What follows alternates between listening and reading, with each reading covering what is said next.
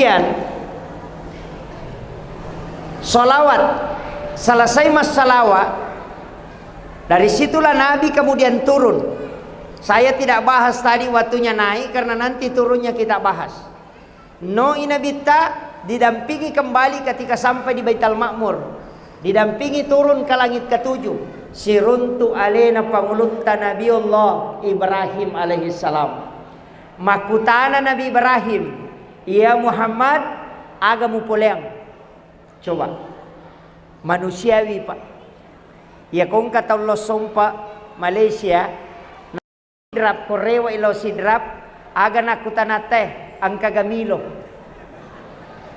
Ya kong kata pole sidrap, lau Malaysia, latu oko Malaysia itanay angka gabaje.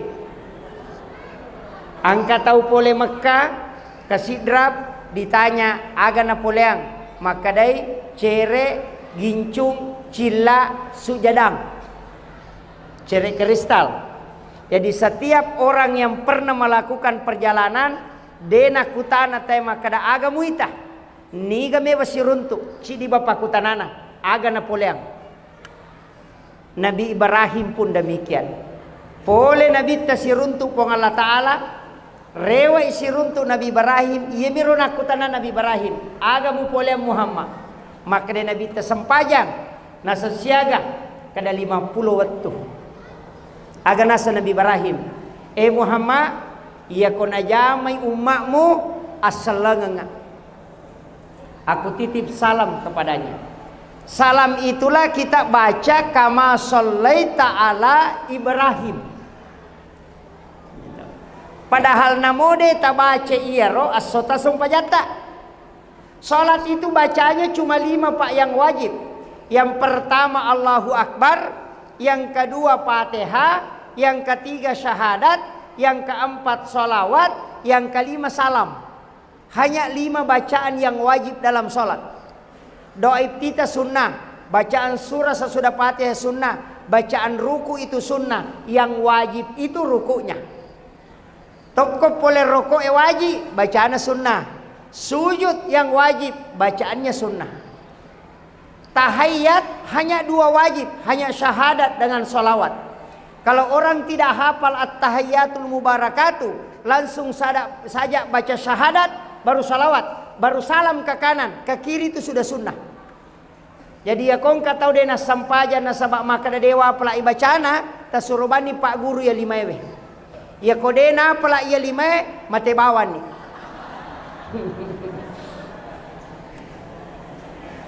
Paling mudah.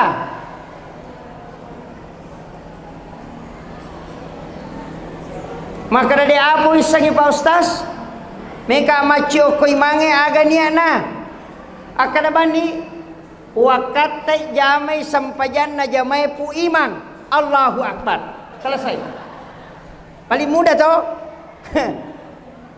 Ulama kita itu sudah mengatur. Makanya salat ini Pak, dena wadi wakeleki. Perintah yang lain itu Allah titip melalui Jibril.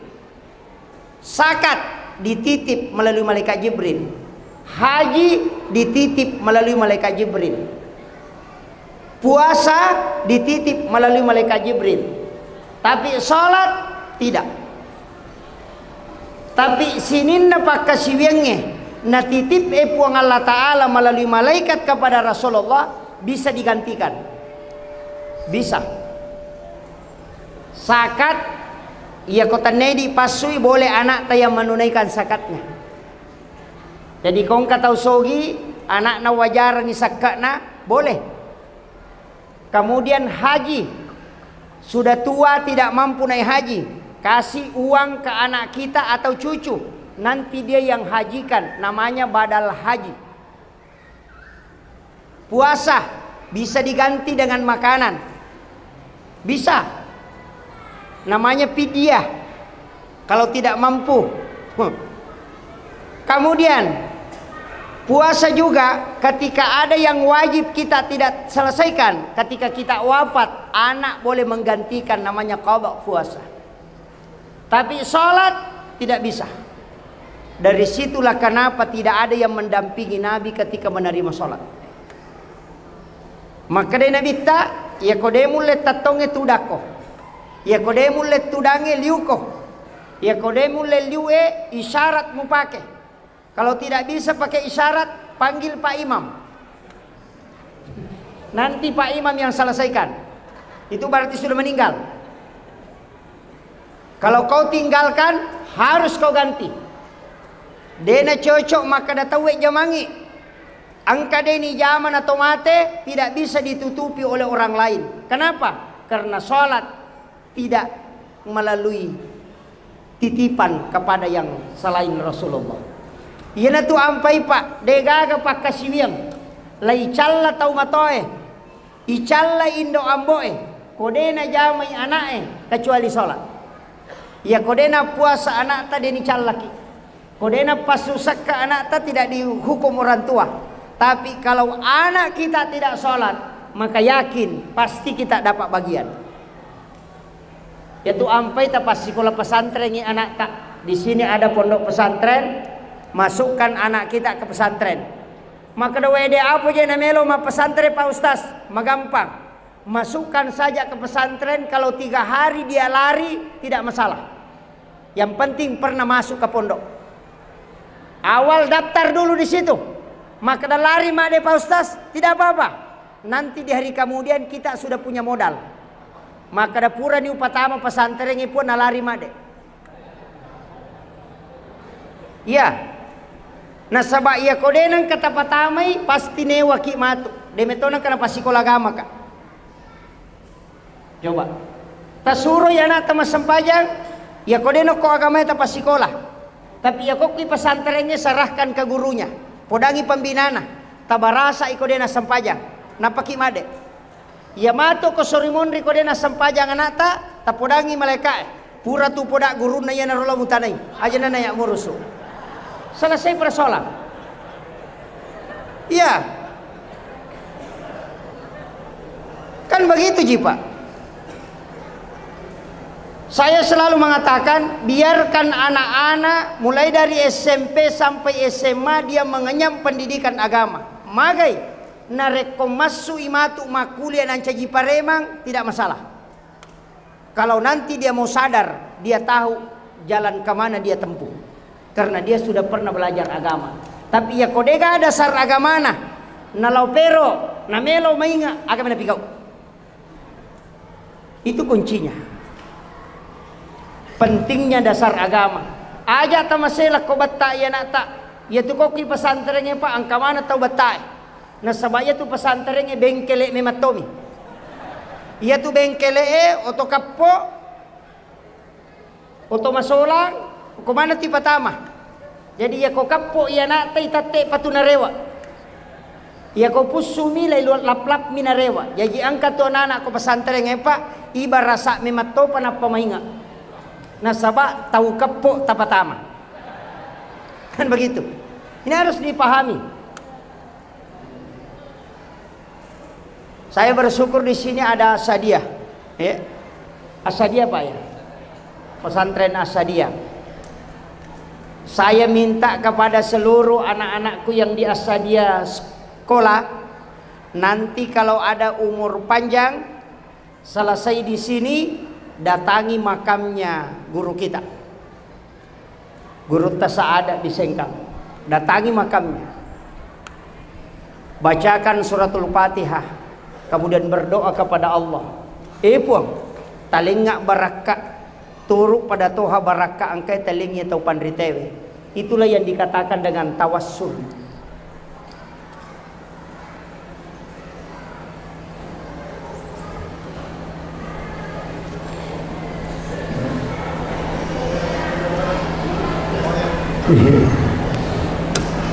Iya.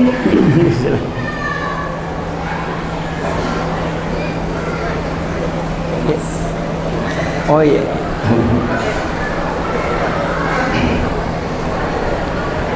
Jadi saya itu Pak Bu, setiap ke Makassar kalau dari Sidrap pasti saya singgah di makamnya Guru Taki Haji Abdul Rahman Ambodale. Itu di Mangkoso. Dan sehingga di situ bacakan suratul Fatihah. Selesai membacakan suratul Fatihah, saya berdoa kepada Allah, puang, talengak kasih barakah, taleti barakah anak-anak dan keturunanku, pada barakah angkai talengnya tau pandritah. Itulah namanya tawassul. Ia mina salah, nareko makadaki, oh ambo anu, pas salama kae. Itu namanya tawassut, itu yang musyrik. Tapi dah kangi. Mega tahu dia ini sepisah kangi mana tawassul mana tawassut. Kalau datang meminta berkah kepada Allah hanya di atas kuburan, itu adalah tawassul. Maka kenapa datang ke kuburan, kenapa bukan di rumah? Rasul menyampaikan, setiap malam Jumat ruhnya orang muslim yang meninggal itu dikembalikan ke kuburnya oleh Allah. Makanya Nabi ziarah makam itu setiap malam Jumat. Nanti menjelang subuh baru pulang ke rumahnya. Di sini ada yang pernah ziarah makam subuh hari? Degagah? Oh. Analoginya sederhana. Ya ko angka tau melo ki mewe siruntu pasti tanai ko meki lo bolana. Aswaga tangka ko bolata. Ya ko makadai saya ada di rumah hari Kamis malam Jumat. Kalau mau ketemu pada saat datang ke rumahnya, maka datangi pada saat dia ada. Rasulullah sudah menginformasikan bahwa ruhnya orang muslim yang telah wafat setiap malam Jumat itu dikembalikan ke kuburnya oleh Allah. Makanya Nabi ziarah sekitar jam 12 malam. Itu malam Jumat, nanti menjelang subuh baru pulang. Karena dia musafahah birruh. Nabi itu melihat tembus ke ruh. Pandangan Rasulullah itu tembus. Sehingga dia bersilaturahmi dengan sahabatnya. Makanya dia paling tahu kapan ruh dikembalikan oleh Allah ke kubur. Makanya Rasulullah mengatakan ziarah kubur memperkuat iman. Kenapa? Karena memang datang ke kuburan malam Jumat sendiri pasti kuat iman. Iya. Karena kita membayangkan bahwa begini nanti kalau saya wafat, tidak ada keluarga yang datang, tidak ada yang saya temani, hanya bunyi-bunyian cacing dan yang lainnya, dan kita berada di malam gelap gulita, tidak ada yang mendampingi. Begitulah persis ketika engkau kelak wafat, maka orang itu akan sadar dengan kehidupannya. Maka ziarah kubur bisa membangkitkan iman ketika kita melaksanakan sesuai yang diperintahkan oleh Nabi. Tapi kita datang kalau sudah lebaran, pagi-pagi datang ke kubur, baru berkelompok-kelompok lagi, pakaiannya rapi-rapi, langsung angkat tangan, difotolah dia, selfie, angkat tangan, baru dia masukkan di Facebook, tulis mudah-mudahan dilapangkan kuburnya. Tidak ada. Anda tidak doakan. Ini.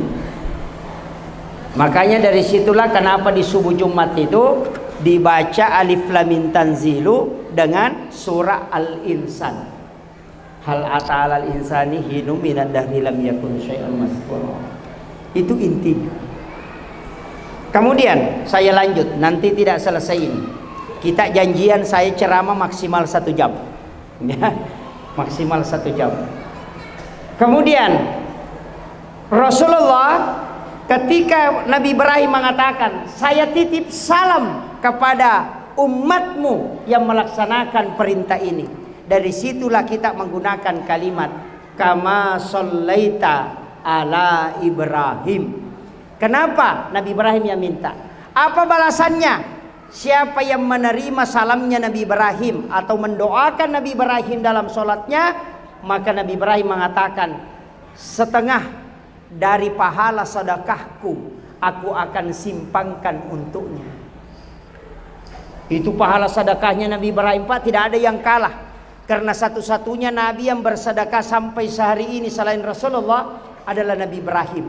Nabi Ibrahim itu berdoa, ya Rabb, berikan aku kesempatan. Aku ingin memberi makan kepada seluruh hambamu mulai saat ini, kata Ibrahim, sampai dunia kiamat. Coba doanya, saking dermawannya Nabi Ibrahim. Dan Allah ternyata kabulkan. Disuruhlah malaikat Jibril masuk ke dalam surga, mengambil segenggam kapur, baru diserahkan ke Nabi Ibrahim. Dan kapur itulah yang ditaburkan Nabi Ibrahim di dalam lautan, sehingga itulah yang menjadi garam. Maka tidak ada orang satupun hari ini yang tidak makan garam. Itu sedekahnya Nabi Ibrahim. Tapi Nabi Ibrahim berpesan, ada dibaca dalam kitab-kitab ulama kita, bahkan dalam kitab Ihya Ulumuddin. Anak-anak pesantren harus buka kitab ini, karangan Hujjatul Islam Imamul Ghazali. Dalam bab makanan, ketika dia membahas adab makan, di situ dia tulis salah satu hadis Nabi, siapa yang makan garam sebelum memakan makanannya, dan setelah makan makanannya dia makan garam, maka Allah akan menganugerahkan kecerdasan sebagaimana kecerdasannya Nabiullah Ibrahim alaihissalam. Itulah rahasianya ulama dulu. Kalau ada anak-anak mau cerdas, suruh dia makan garam sebelum makan nasi, dan setelah makan nasi suruh dia makan garam, karena dia akan dicerdaskan otaknya. Karena itu doanya Nabi Ibrahim. Yang kedua, saya temukan dalam buku hadis-hadis Nabi dalam tinjauan sains, ternyata terbukti siapa yang makan garam sebelum makan nasi atau makan makanannya, maka dia tidak akan pernah kena keracunan makanan. Itu hikmahnya luar biasa.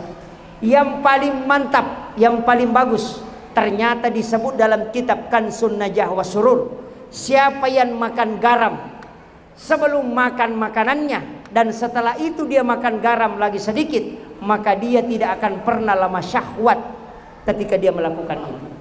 Jadi barakahnya itu Pak, tidak akan lama syahwat orang yang makan garam sebelum makan nasi. Itu hikmahnya. Cuma kadang kita tidak lakukan. Saya kemarin dari Lombok Tengah, bulan 12 saya di Lombok Tengah silaturahmi dengan guru Tuan Guru Turmuzi. Di sana orang makan garam sebelum makan nasi. Santri-santri itu seakan-akan diwajibkan, dan cerdas-cerdas memang Pak. Makanya kongka anata meloki komacai, dan juga sehat, suruh dia makan garam halus sebelum makan nasi. Dan itu ada di kitabnya Hujjatul Islam Imamul Ghazali, ulama yang dikenal dengan ulama sufi. Itu luar biasa Pak. Ini penting saya sampaikan. Itulah sedekahnya Ibrahim untuk kita. Nasabahnya itu Nabi Ibrahim itu nenek kita. Makanya kita adalah cucunya. Begitulah nenek Pak, selalu mengingat cucunya. Jadi ya kongka nenek makanja nengerang apona. Jadi betul Nabi Ibrahim mengingat kita dan menyimpankan satu berkah besar, yakni dia meninggalkan garam. Kemudian yang kedua, turunlah Rasulullah diantar ke langit ke-6, si runtuk Nabiullah Musa alaihi salam. Nabi Musa bertanya, Muhammad, agamu pulang? Jawabannya Rasulullah, sholat. Berapa? 50 waktu. Langsung Nabi Musa mengatakan, tunggu dulu Muhammad, itu kebanyakan. Umatku lagi meraja, panjang umurnya dan kuat-kuat, itu berat dia lakukan. Kalau 50, apalagi umatmu. Disitulah Nabi tersadar. Guru Ta'al Mukarram Kiai Haji Abdul Muin Yusuf Kalisidendreng mengatakan begini, seorang pemimpin yang hebat, seorang pejabat yang hebat ketika dia memimpin adalah sebelum dia menetapkan satu aturan, dia akan berpikir apakah mampu nanti orang yang ikut kepadaku melakukan ini. Rasulullah ketika diingatkan oleh Nabi Musa, aganasa nabita, betul Musa. Maka naiklah Rasulullah meminta kepada Allah, dikurangilah 5. Nabi Musa mengatakan naik lagi Muhammad, naik lagi Rasulullah, sampai 9 kali bolak-balik, sampai tinggal 5 waktu saja yang tersisa. Nabi Musa masih minta, Muhammad naik lagi, minta kepada Allah, cukup 2 saja. Rasulullah mengatakan, setiap saya naik dikurangi 5, sekarang tinggal 5. Kalau saya naik lagi sudah habis. Itu wajar Pak. Makanya Rasulullah mengatakan, ai dena wendre Musa, pakonir, ini pun saya sudah berat. Nabi Musa tersenyum. Kemudian dia katakan 2 kalimat, Hafal ini Bu. Ini berkahnya luar biasa. Apa kata Musa? Ahmad Ruhullah, Muhammad Habibullah. Ini yang orang tidak ambil. Ucapan Nabi Musa itu. Ahmad Ruhullah. Kenapa? Tidak ada kepentingannya Nabi Musa suruh Rasulullah bolak-balik Pak. Tidak ada. Tidak ada kepentingannya. Apa untungnya untuk Nabi Musa ketika sholat dikurangi? Tidak ada. Sholat tidak dikurangi juga tidak ada. Tapi kepentingannya Nabi Musa adalah karena Nabi Musa tidak pernah melihat wajah Allah di bumi. Tidak pernah ketemu dia Allah sama Allah. Agak pelik. Dan Nabi Puang Allah Ta'ala nang kalinga di bukit Tursina. Wa kallamallahu Musa taklima. Dari situlah Nabi Musa ketika Nabi ketemu dengan Allah, wajah Rasulullah, di situ ada nurullah yang masuk ke wajahnya Nabi, sehingga Nabi Musa menikmati wajahnya Allah yang terpancar di wajahnya Rasulullah, sehingga Nabi Musa hanya mengatakan Ahmad Ruhullah, Muhammad Habibullah.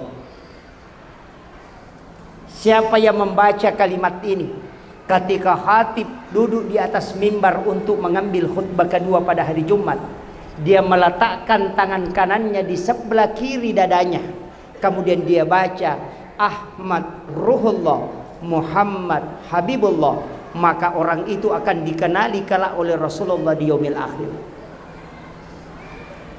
Itu jalan pintas. Sudah dihafal Pak Bu? Hafal? Belum. Pendek sekali. Ahmad itu Pak sholat. Itulah kenapa alif berdiri, ha ruku, mim sujud, dal sujud, mim duduk. Mim sujud, dal duduk. Kan?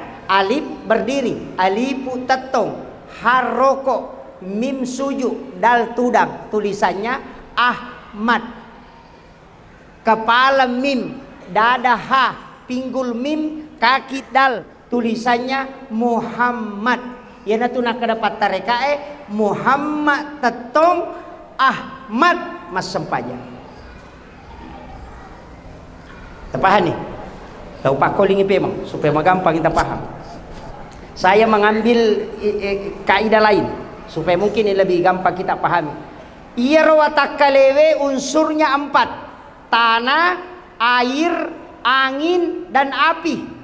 Maka kenapa tidak kelihatan tanah Pak Ustaz? Begini, kalau mau ambil analoginya, ya kongka makunrai, beli terigu, beli blueben, gula pasir, kemudian telur, kemudian dicampur dan diblender, insya Allah jadi roti, hilang telurnya.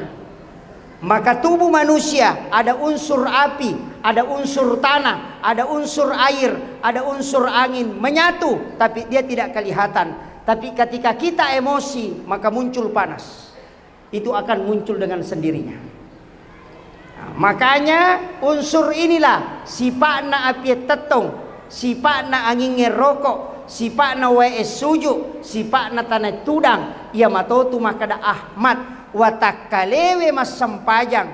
Ahmad rahasia itu adalah Nurun Muhammad, dan Nurun Muhammad itu adalah bapaknya ruh kita. Karena bapaknya kita ini yang di dunia, itulah bapak kita di dunia, tapi bapaknya ruh adalah Nurun Muhammad. Nurun Muhammad pada diri itulah yang disebut dengan rahasia. Ya matotu yasa tahu, ya matotu yasa sempajang. Jadi ya ko angka tahu dena sempajang, tanya tahu ya tuh. Ini penting ini. Tahu-tahu nih. Bedakan. Makanya sholat ini penting Pak. Saya pernah sedikit bertanya sama guru tak, Pak Kiai, aga isa na sampajangnya. Langsung maka ada guru tak, aja mau tenang isa na. Namo olina de tumisang. Iya. Maka daga Pak Kiai, angkat tahu maka darut tumu balalin romu de gamu lolong aku de misang isa na sampajangnya. Maka de guru tatanya agape palolong aku kena balang. Coba jawabannya guru tak. Maka agak sana, maka guru tanda peringeran, baca, gerakan. Telu agak-agak nak dia mulai pasuku. Tidak ada yang bisa sempurna. Angka tahu makanja gerakanna masalah peringaran. Angka tahu makanja peringaranna lesse bacaan. Tapakanjaki baca tapakanjaki peringarata tak lupai maka dasian rakan. Pakanjaki rakaatna ya lupai baca. Maka tu Allahu Akbar. Lesse matu itu. Kenapa? 3 hal. Peringera melo ipakanjaki, baca melo ipatuju, gerakan melo ipasuku. Karena tidak mungkinnya sempurna, dari situlah ada namanya sholat sunat, penambal sholat fardu. Patempele na sampaja perlue. Tapi tapahangi, angka tahu pak aku surimon rimatu masesah. Apa ia miko malap pa ita wenangkah. Angka patempele na degagawad di na tempele. ini nanti yang manrasa ini. Itulah alasannya kenapa kita sesudah salam membaca istighfar 3 kali. Astaghfirullahalazim, astaghfirullahalazim, astaghfirullahalazim. Kenapa 3 kali? Nasabak telu dosa na pas sampajangi. Dosa paringerang nasabak puang Allah Ta'ala nunrui mangulo na lesse paringerana. Dosa yang kedua adalah gerakan yang tidak sempurna, dan dosa yang ketiga adalah bacaan yang tidak sempurna. Sehingga istighfar 3 kali menghapuskan 3 kesalahan dalam sholat. Pak engkau tu tahu purana mak beresalah sunnah lupa masuk tahu sombong itu. Pak kami tu tahu mak tu pak kama pitena lupa tamah purana mak beresalah ngimangin lupa na masuk mangulo saliwa memang di sandalana. Anak macone belisi itu. Mudah-mudahan tidak ada di sini.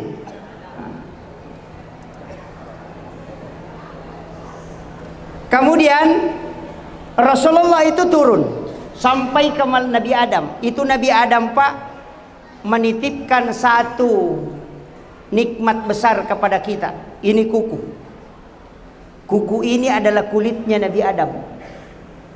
Jadi itu olina Nabi Adam, inilah kuku kita.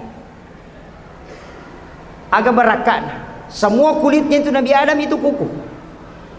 Jadi angkat tu napak kedaleki Nabi Adam. Ternyata kuku ini pak luar biasa. Orang tua dulu kalau mau minum itu dia celupkan kukunya di air minum. Nah reko angka we dikhawatirkan ada racun di dalam, atau air itu terkontaminasi dengan barang yang berbahaya, maka celupkanlah kuku dan baca sholawat. Kemudian minum, insya Allah kalau ada racunnya itu akan tawar. Itu hikmahnya. Orang tua dulu itu ajarkan, tapi kadang kita tidak pakai. Sekarang pak mulai terungkap, ada buku itu kitab sekarang mulai diangkat, termasukkan Sunnah Jawa Surur karangan Sayyid Abdul Hamid Al-Qudsi, itu mulai diangkat. Kenapa? Karena kitab ini terbukti. Saya dapat di kitab itu banyak sekali manfaat. Termasuk kenapa orang tua dulu kita, jika ada anakmu mau sekolah, antar hari Selasa ke sekolah, daftarkan dia hari Selasa. Kenapa hari Selasa?